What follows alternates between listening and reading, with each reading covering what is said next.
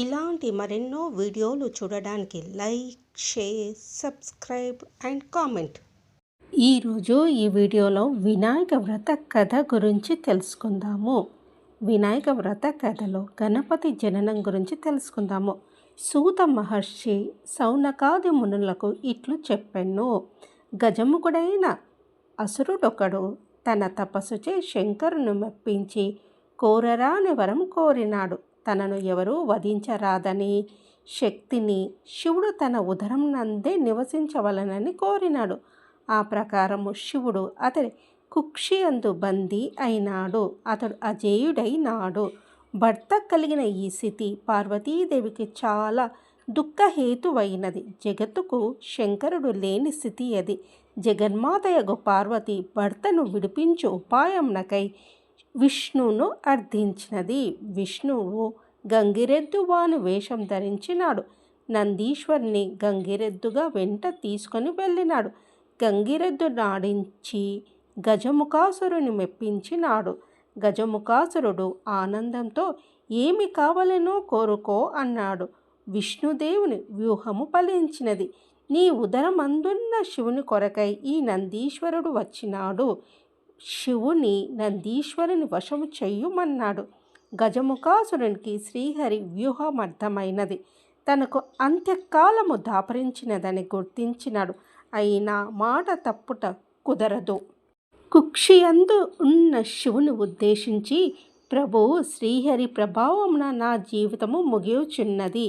నా అనంతరము నా శిరస్సు త్రిలోక పూజితమగునట్లు నా చర్మమును నిరంతరము నీవు ధరించినట్లు అనుగ్రహించవలసింది అని ప్రార్థించి తన శరీరమును నందీశ్వరుని వశం చేశాడు. నందీశ్వరుడు ఉదరమును చీల్చి శివుడికి అందుండి విముక్తి కలిగించినాడు. శివుడు గజాసురుణ్ణి శిరమును చర్మమును తీసుకొని స్వస్థానాముకుడైనాడు. అక్కడ పార్వతి భర్త రాక గురించి విని పరమానందంతో భర్తకు స్వాగతం పలుకుటకై సన్నాహం అందున్నది. తనలో తాను ఉల్లాసిస్తూ స్నాన అలంకారముల ప్రయత్నములలో తనకై ఉంచిన నలుగు పిండితో ఆ ఉల్లాసంతో పరధ్యానంగా ఒక ప్రతిమను చేసినది. అది చూడముచ్చటైన బాలుడుగా కనిపించినది. దానికి ప్రాణ ప్రతిష్ఠ చేయవలనిపించింది. అంతకు పూర్వమే ఆమె తన తండ్రి యొక్క పర్వతరాజు ద్వారా గణేష మంత్రమును పొందినది. ఆ మంత్రంతో ప్రతిమకు ప్రాణ ప్రతిష్ఠ చేసినది. ఆ దివ్య సుందర బాలుని వాకిట నుంచి తన పనులకై లోపలికి వెళ్ళింది. శివుడు తిరిగి వచ్చాడు. వాకిట ఉన్న బాలుడు అతని అభ్యంతర మందిరంలోనికి పోనివ్వక నిలువరించినాడు. తన మందిరంన తనకే ఆటకాయింప శివుడు రౌద్రంతో ఆ బాలుని శిరచ్ఛేదనం చేసి లోనికి ఎగినాడు. జరిగిన దానిని విని పార్వతి విలపించినది. శివుడు చింతించి వెంటనే తన వద్దనున్న గజముఖాసుని శిరమును ఆ బాలుని మొండమునకు అతికించి ఆ శిరమునకు శాశ్వతమును త్రిలోక పూజితను కలిగించినాడు. గణేశుడు గజాననుడై శివపార్వతుల ముద్దుల పట్టి అయి విగతజీవుడైన గజముఖాసురుడు అనిరుద్ధుడై మూషిక రూపమున వినాయకుని వాహనమై శాశ్వత స్థానంను పొందాడు. విఘ్నేశాధిపత్యం గురించి తెలుసుకుందాము. ఒకరోజు దేవతలు, మునులు, మానవులు పరమేశ్వరుని సేవించి విఘ్నములకు ఒక అధిపతిని ఇవ్వండి అని కోరారు. తాను పెద్దవాడు కాబట్టి నాయకత్వ పదవి తనకే ఉండాలని గజానుడు కోరాడు. గజానుడు పొట్టిగా ఉంటాడు. తగిన అర్హత లేవు కాబట్టి ఆధిపత్యం తనకే ఇవ్వాలని కుమారస్వామి తండ్రిని కోరాడు. శివుడు వారితో, మీలో ఎవరు 3 లోకాలలోని పుణ్య నదుల్లో స్నానం చేసి ముందుగా నా దగ్గరికి వస్తారో వారికి ఆ ఆధిపత్యం ఇస్తాను అని చెప్పాడు. కుమారస్వామి తన నెమలి వాహనం మీద ఎక్కి వేగంగా ముల్లోకాలు తిరగడానికి వెళ్ళిపోయాడు.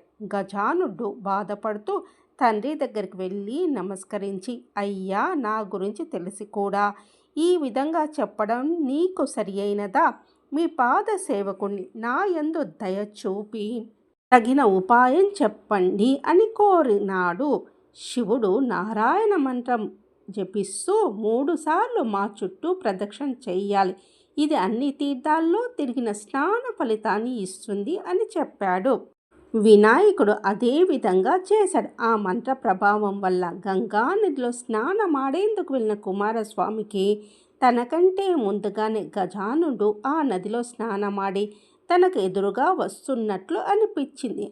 అతనికి 3,80,00,000 నదుల్లో కూడా తనకంటే ముందుగానే గజానుడు స్నానం చేస్తున్నట్లు కనిపించాడు. ఇది చూసి ఆశ్చర్యపోయి కైలాసానికి వెళ్ళి తండ్రి దగ్గర ఉన్న అన్నం చూసి నమస్కరించి తన బలాన్ని తిట్టుకొని, తండ్రి, అన్నగారి మహిమ తెలియక ఆ విధంగా అన్నాను, క్షమించండి, ఆ ఆధిపత్య అన్నగారికే ఇవ్వండి అని ప్రార్థించాడు. భాద్రపద శుద్ధ చతుర్దశి రోజున పరమేశ్వరుడు గజానునికి విఘ్నాధిపత్యం ఇచ్చాడు. ఆ రోజు అన్ని దేశంల వాళ్ళు విఘ్నేశ్వరుడికి తమ స్థాయిని బట్టి కుడుములు, మిగిలిన పిండి వంటలు, కొబ్బరికాయలు, పాలు, తేనె, అరటి పళ్ళు, పానకము, వడపప్పు మొదలైనవి సమర్పించి పూజించారు. విఘ్నేశ్వరుడు సంతోషపడి కుడుములు కొని తిని, కొని తన వాహనం అనిరుద్ధునికి ఇచ్చి, కొని చేతిలో పట్టుకొని నిదానంగా సూర్యాస్తమయం అవుతుండగా కైలాసానికి వెళ్ళాడు. తల్లిదండ్రులకు నమస్కారం చెయ్యపోగా పొట్ట భూమికి తగిలింది. కానీ చేతులు మాత్రం భూమి మీద ఆనలేదు. అతి కష్టం మీద చేతులు ఆనిచ్చి నమస్కారం మాత్రం చెయ్యలేకపోయాడు. ఈ విధంగా గణపతి కష్టాలు పడుతుండగా శివుడు తల మీద ఉన్న చంద్రుడు పగలపడి ఎగతాళిగా నవ్వాడు. రాజదృష్టి సోకితే రాళ్ళు కూడా నుగ్గవుతాయి అన్న సామెత అనుసరించి విఘ్నేశ్వరుడు పొట్ట పగిలి లోపల ఉన్న కుడుములు మొదలైనవి చుట్టుపక్కల దొల్లాయి. వెంటనే వినాయకుడు మరణించాడు. పార్వతి ఏడుస్తూ చంద్రుని చూసి, పాపాత్ముడా, నీ దృష్టి తగిలి నా కుమారుడు మరణించాడు. కాబట్టి నిన్ను చూసిన వాళ్ళు పాపాత్ములై నీలాప నిందలు పొందుతారు అని శపించింది. ఋషిపత్నిల నీలాప నిందల గురించి తెలుసుకుందాం. అదే సమయంలో సప్త మహర్షులు యజ్ఞం చేస్తూ తమ భార్యలతో అగ్ని ప్రదక్షిణ చేస్తున్నారు. అగ్నిదేవుడు ఋషిపత్నిలను చూసి మోహించి మహర్షులు తన శాపిస్తారేమో అనే భయంతో రోజు రోజుకు బలహీనంగా మారిపోవనారంభించాడు. అది అగ్నిభార్య స్వాహాదేవి గ్రహించి అరుంధతి రూపం తప్ప మిగిలిన ఋషిపత్నిల రూపం ధరించి భర్తకు సంతోషం కలిగించింది. ఋషులు తమ భార్యల రూపంలో ఉన్న స్వాహాదేవిని చూసి తమ భార్యలే అనుకుని భ్రమపడి వారిపై కోపం తెచ్చుకున్నారు. శాపం ఫలితంగానే ఋషిపత్నులకు ఈ నీలాప నింద కలిగింది. దేవతలు, మునులు, ఋషిపత్నులు ఈ నీలాప నిందల గురించి పరమేష్ఠికి తెలిపారు. అతడు సర్వజ్ఞుడు కావడంతో అగ్నిదేవుడు భార్య ఋషిపత్నుల రూపం దాల్చిందని తెలుసుకొని సప్త ఋషులకు సమాధానపరిచి వారితో కూడా తాను కైలాసానికి వెళ్ళి ఉమామహేశ్వరులను సేవించి చనిపోయిన విఘ్నేశ్వరుని బతికించాడు. దాంతో పార్వతీ పరమేశ్వరులు ఎంతో సంతోషించారు. అప్పుడు దేవతలు మిగిలిన వాళ్ళు, పార్వతీ, నువ్వు ఇచ్చిన శాపం వల్ల అన్ని లోకాల ఉన్న వారికి కీడు జరుగుతోంది, కాబట్టి దానిని ఉపసంహరించు అని ప్రార్థించారు. వారి ప్రార్థనకు సంతోషించిన పార్వతి సంతోషంతో కుమారుని దగ్గరకు తీసుకొని ముద్దాడి, ఏ రోజున వినాయకుని చూసి చంద్రుడు నవ్వాడో ఆ ఒక్కరోజు మాత్రం చంద్రుని చూడకూడదు అని చెప్పింది. అప్పుడు బ్రహ్మ మొదలైన దేవతలు సంతోషిస్తూ తమ నివాసాలకు వెళ్ళిపోయారు. భాద్రపద శుద్ధ చతుర్దశిలో మాత్రం చంద్రుణ్ణి చూడకుండా జాగ్రత్త తీసుకొని సుఖంగా ఉన్నారు. ఈ విధంగా కొంతకాలం గడిచింది.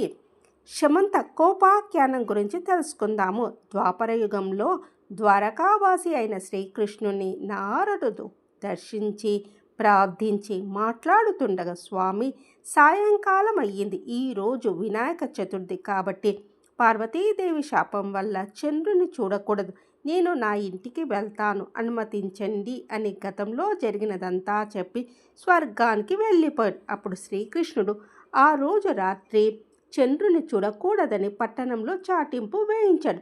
శ్రీకృష్ణుడు క్షీరప్రియుడు కావడంతో ఆ రోజు రాత్రి ఆకాశం వైపు చూడకుండా పశువుల పాకకు వెళ్ళి పాలు పితుకుతూ పాలల్లో చంద్రుని ప్రతిబింబం చూసి, ఆహా, నాకు ఎలాంటి ఆపద రానుందో అని అనుమానించడం ప్రారంభించాడు. కొన్నాళ్లకు సత్రాజిత్తు సూర్యవరంతో శమంతకమణిని సంపాదించి శ్రీకృష్ణుని చూడడానికి ద్వారకకు వచ్చాడు. శ్రీకృష్ణుడు అతనికి మర్యాద చేసి ఆ మణిని తనకివ్వమని అడిగాడు. అప్పుడు సత్రాజిత్తు, ఇది రోజుకి 8 బారువుల బంగారం ఇస్తుంది. దీనిని ఏ ఆప్తునికైనా ఏ తెలివి తక్కువవాడు ఇవ్వడు అన్నాడు. శ్రీకృష్ణుడు ఊరుకున్నాడు. ఒకరోజు సత్రాజితుని తమ్ముడు ప్రసేనుడు శమంతకమణిని కంఠానికి ధరించి వేటాడేందుకు అడవికి వెళ్ళగా అక్కడ ఒక సింహం ఆ మణిని మాంసం అనుకొని ప్రసేనుని చంపింది. ఆ సింహము ఆ మణిని తీసుకుపోవచ్చుండగా ఒక భల్లూకము ఆ సింహాన్ని చంపి ఆ మణిని తీసుకొని తాను ఉండే కొండ బిలానికి వెళ్ళి తన కుమార్తె జాంబవతికి ఆట వస్తుగా ఇచ్చింది. మర్నాడు సత్రాజితు తమ్ముడి మృతివార్త విని, నేను ఆ మణిని ఇవ్వలేదని, శ్రీకృష్ణుడు నా తమ్ముణ్ణి చంపి రత్నం అపహరించాడు, తన పట్టణంలో చాటింపు వేయించాడు. శ్రీకృష్ణుడు అది విని, ఆ రోజు పాలల్లో చంద్రుని చూసినందువల్లే ఈ నింద వచ్చింది అని భావించి దాన్ని తొలగించుకునేందుకు బంధుమిత్రులతో కలిసి అరణ్యంలో వెతకగా ఒకచోట ప్రసేనుడి కళేబరము, సింహము కాలి జాడలు, భల్లూకం కాలి జాడ కనిపించాయి. వాటిని అనుసరిస్తూ పోతూ ఒక పర్వత గృహద్వారంలో పరివారాన్ని వదిలి తానొక్కడే లోపలికి వెళ్ళి అక్కడ ఉయ్యాలకి కట్టబడి ఉన్న మణిని తీసుకొని తిరిగి వస్తుండగా అది చూసి, వింత మనిషి వచ్చాడు అంటూ జాంబవతి కేకలు వేసింది. అంతలో జాంబవంతుడు రోషంగా అక్కడికి వచ్చి అరుస్సు గోళ్లతో గుచ్చుతూ శ్రీకృష్ణుడిపై యుద్ధం ప్రారంభించాడు. శ్రీకృష్ణుడు అతన్ని కింద పడదోసి భీకర యుద్ధం ప్రారంభించాడు. ఆ విధంగా మొత్తం 28 రోజులు పోరాడారు.